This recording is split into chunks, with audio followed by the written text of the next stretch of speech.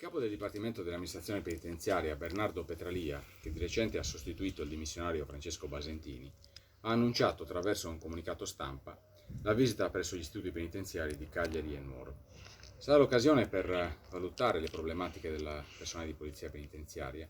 ma anche per analizzare di persona lo stato di avanzamento dei lavori del reparto 41 bis, dove verranno allocati gli elementi di spicco della criminalità organizzata nazionale.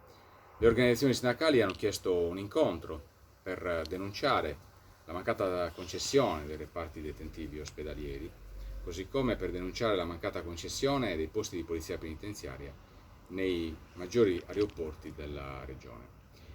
All'interno degli istituti penitenziari ancora non sono presenti quegli strumenti idonei per evitare e per gestire le aggressioni a danno del personale di polizia penitenziaria, così come non sono ancora stati assegnati comandanti e direttori in tutti gli istituti della regione. Chiederemo al capo del Dipartimento di mettere la Sardegna tra le priorità di intervento, perché il personale di polizia penitenziaria che ha gestito l'emergenza sanitaria e le proteste dei detenuti in maniera professionale, particolarmente professionale,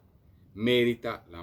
miglior attenzione da parte del vertice del Dipartimento dell'Amministrazione Penitenziaria.